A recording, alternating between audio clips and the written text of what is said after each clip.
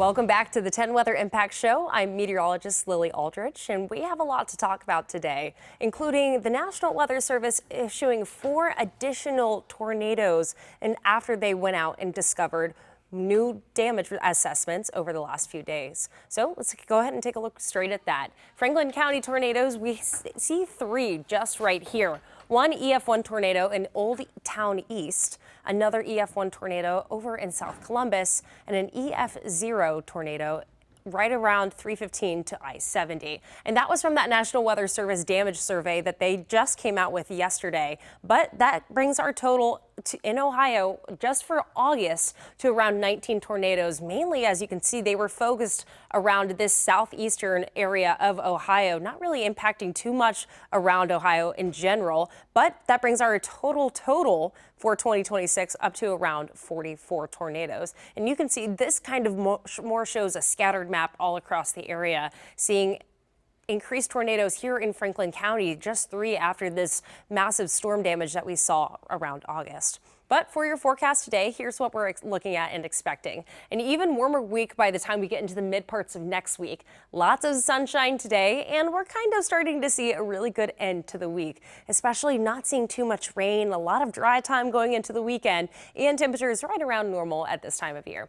But what's not normal, as we get into Tuesday and Wednesday, we start to see highs right around the low 90s. We're going to be seeing a pretty big warm up across the next few days, and you can just see today we've got a high of right around the low 80s. 81 degrees. Tomorrow, 83, 87 by the time we hit Sunday, and just getting into the 90s by the time we hit Monday. It's going to be a warm pattern coming up.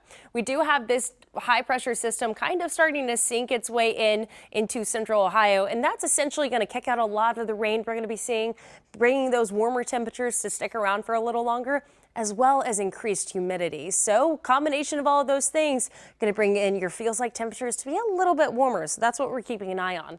Lots of dry time Saturday, Sunday, Monday, and Tuesday, including today. We won't see rain back in our forecast until around Wednesday. Better chances going into Thursday and Friday.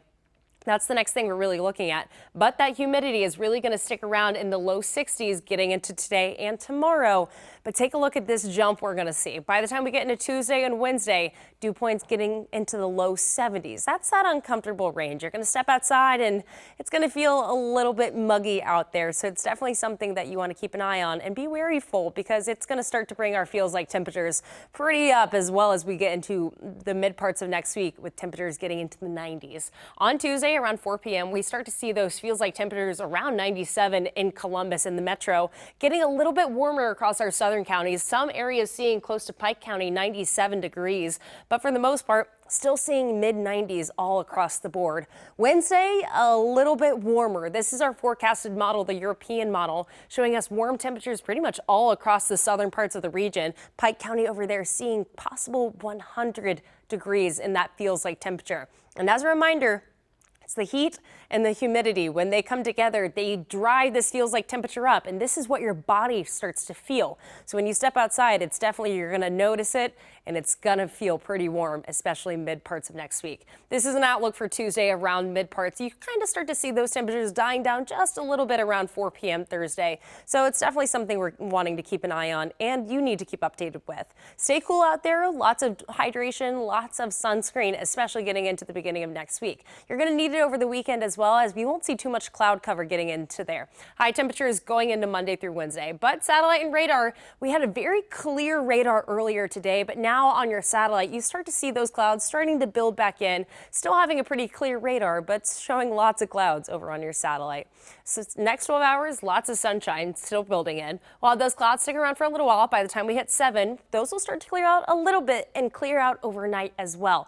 We'll drop down to the mid to low 60s tonight, and possibly some areas will see upper 50s. It's going to be a pretty nice evening, especially getting into your overnight temperatures into tomorrow morning. We'll see upper 50s pretty much all across the area at some point, and we'll see a nice crisp morning tomorrow as well. If you're wanting to get out to any farmers market or any Saturday morning plans, I definitely recommend it. Maybe you can take the coffee outside tomorrow, walk the dog a little earlier, because this is one of the last days we're going to be seeing lows in the 50s, at least for the next week or so. Tomorrow, highs around the 80s, will be a little bit warmer, but it's going to feel pretty similar to how it did today. Here's your 7-day forecast. Lots of sunshine over the next few days. Highs just on the climb. You kind of see that stair stepper as we get into Tuesday and Wednesday. We'll see highs right around the low 90s with that feels like index getting a little bit warmer than that. Rain chances build back in by the time we get into Wednesday and Thursday, with better chance for rain coming in on Thursday and Friday. I surely am not really looking too forward to seeing those temperatures start to increase, especially as we're getting into the beginning of September and starting to look at the outlooks of meteorological fall. But the National Weather Service says a tornado flipped this car out on I-71 during storms back on August 11th. An EF0 twister crossed the interstate at the Weber Road exit. And that's just one of 4 newly confirmed tornadoes that I was telling you about earlier. The National Weather Service also noting an EF0 in Plain City, another one over in Upper Arlington, and an EF1 in Old Town East. The death toll continues to rise this morning after a catastrophic flash flooding along the Himalayan border between Nepal and China. Thousands remain missing this morning as rescuers are racing against time to find survivors. This right here is a satellite image that was taken before and then after the flooding. These images start to put it into perspective how massive and devastating these floods were. The death toll in Nepal has now risen to around 500 people, with more than 1,900 still missing across both countries. More than 3,200 people have been airlifted out of the disaster zone as the crews continue to search for survivors, including people reportedly trapped inside a tunnel near the border. This is video of 2 people being rescued from the hydropower plant tunnel, where at least 60 employees are still missing. And there's new concern this afternoon. Authorities say a lake formed upstream after the disaster and is now overflowing, raising the risk for even more flooding. More than 500 foreigners are still among those missing, including possibly 40 to 50 Americans. President Trump says the U.S. has offered Nepal any assistance it needs. That was that wasn't just, that was mud and water as a mixture. Nobody's ever seen anything quite like that, where very powerful, strong, strong, well-built buildings were wiped out like they were toothpicks. That's a terrible thing. No, we are sending aid, and we've spoken to the leadership, and we let them know anything they want will happen. And this disaster is hitting close to home this evening as well. This is 45-year-old Venus Patel, one of the Americans missing this morning. He is from Ohio. Members of one church in Kansas City, Kansas, were left scrambling after the building was damaged in a recent storm. But recently we found out they say while they don't have a physical church, their faith will continue. In the roughest, darkest times, you're still able to say, hey, we're going to keep going. A week ago, a storm brought down part of their sanctuary. You look at a place where you have come to worship for years, and now it's there no more. It's torn apart. It was a sudden, just lost feeling. But they say their church is still standing. We look around and we see the damage that has been done to the building.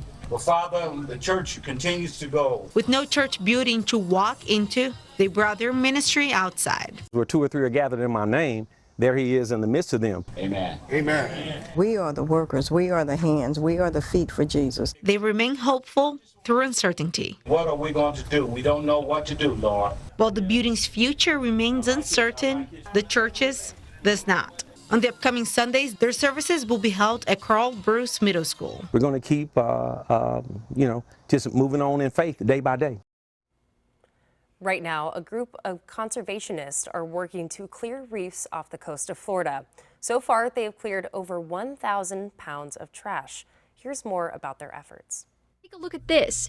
From tires to fishing lines, debris like this was found at 10 Destin Fort Walton Beach artificial reef sites. The Destin Fort Walton Beach Natural Resources team partnered with Force Blue to remove more than 1,000 pounds of debris from the reefs. We are, I believe, a team of 5-ish divers, and so trying to tackle that on our own can be difficult. So getting help from Force Blue is wonderful. They are trained to do this type of work, and they like to lift heavy things. So why not have them help us out? Those that helped had to be scuba certified, bring their own gear, and use special equipment like lift bags and more to get the debris out. We have mesh bags, kind of something like this right here, that will put lead weights, line, any other trash we find. We also use zookeepers, which is normally used to hold lionfish after catching them, so it doesn't harm the diver with their venomous spines. But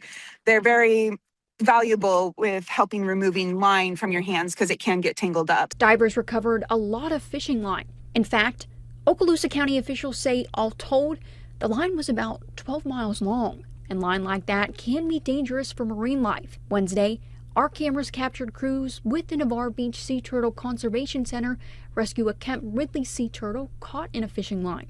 Over time, it might start as a small amount of fishing line, but as those turtles continue to travel and visit other areas, it collects more and more marine debris.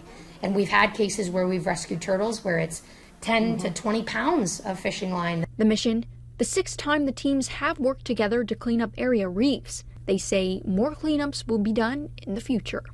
Working with these people, it gets to meet people who are also passionate about protecting our environment, wanting to make it better for future people, for the future generations, so that way they can enjoy it as well. If you haven't already, start taking your allergy medicine. Ragweed season is ramping up, and it is bringing on some pretty miserable symptoms for those impacted by ragweed allergies. Jeff Wagner explains how allergy sufferers can start to get some relief.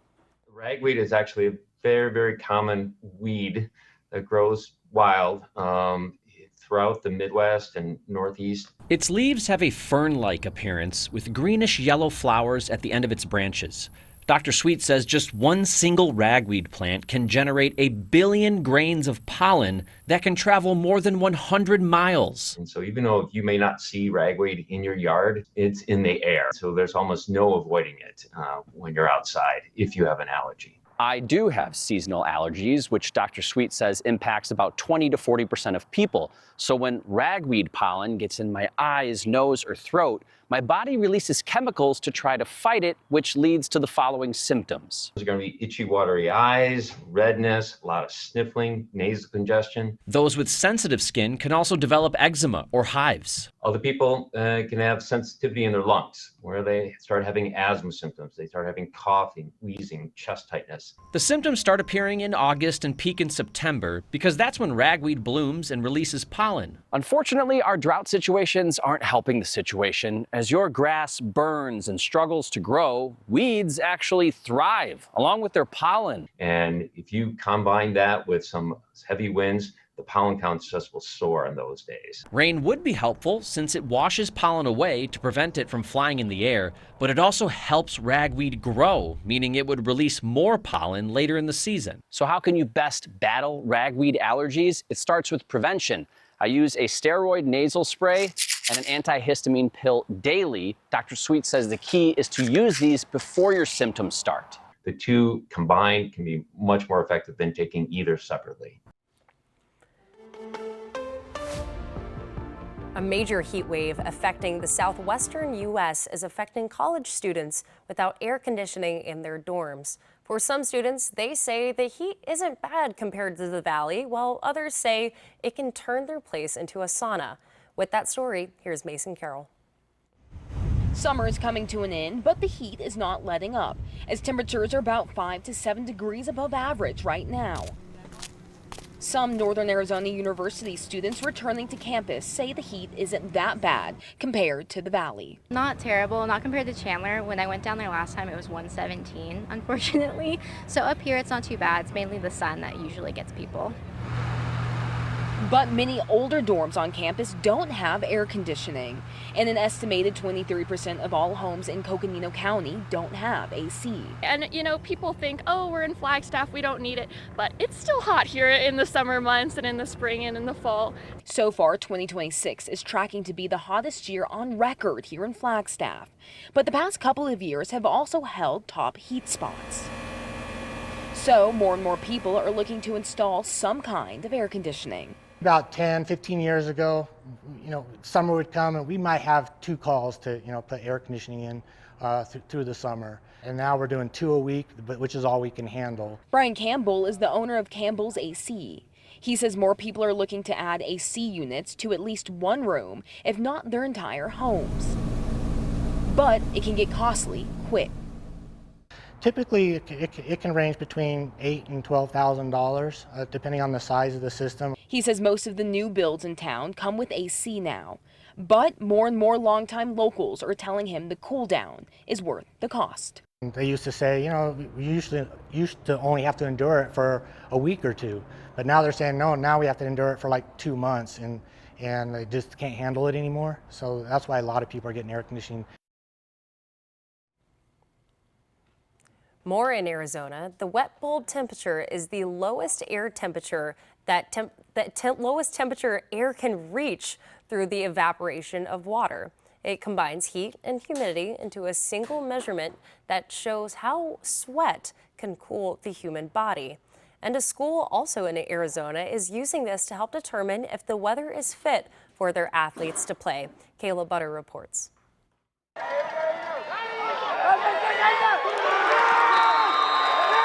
It's important for kids to get out, to run around, and to do something that they really, really, really enjoy doing. Though that's not easy at the start of the school year in a city as hot as Tucson. They can't come out and run in the afternoon at 3:30 or 4 o'clock because the conditions are dangerous. Phil Grunsfelder, the athletic director at South Point Catholic High School, says they, like many other schools in southern Arizona, have to make changes at the start of the year, like having sports practice in the early morning, even if it might not be ideal. They go from 6 to typically 7:30, 7:45. We start school a little after 8 here, so that gives the kids enough time to get in, take a shower, and go. On the return. It's something that's necessary, according to Kevin Smith, TMC's chief medical officer, as kids and teens are more susceptible to heat illness than adults. Some of it is just their body isn't as well developed as adults are when it comes to how their body regulates temperature. The other part of it is that teens may not necessarily recognize that it's too hot for them to be practicing, or they're playing too hard. And he says football is the sport most susceptible to heat illness. It's 11 times more likely to have heat-related illness from it. That's why Sal Point takes precautions on the field and practices inside as much as possible. We give water breaks often. I can't tell you the time, but it's probably 10 or 15 minutes. We also have on our football field, we have a big tub. It's a nice tub that if we see that a student is getting overheated and we need to cool them down immediately, we can submerge them in that. The school also recently installed a weather system which detects wet bulb, which measures heat stress on the human body through factors like humidity, the angle of the sun, and wind speed. If that wet bulb is in unhealthy ranges, I mean, we know it. It's not a couple miles away. It's right here at South Point. Finally today, let's check out some new video into us here at 10 TV. Check this out. Our crew captured this beautiful video of the partial lunar eclipse early this morning. It was the sturgeon moon, which is known as the full moon in August. The effect is when the Earth sits directly in between the sun and the moon was 96% covered right around 3 a.m. this morning. And that's where you see that reddish copper color that you see right there. Well, let's take one final look here at our forecast. Overall, looking like a pretty good day. You'll have lots of sunshine getting through the rest of your day today, and that'll continue into Saturday, Sunday, Monday, even into Tuesday with some dry conditions overall. Getting into Monday and Tuesday, you see those highs right there? We're hitting the 90s again, and especially getting into the beginning of September, not something I'm particularly too excited about. It's well above what we normally are at this time of year. But overall, it's going to be warm, so just be mindful. Extra water this week, for sure. Well, that's it here for your 10 weather impact forecast. I'm meteorologist Lily Aldrich. Chris Tomer will be in later tonight with your everything else that you need to know. Take care.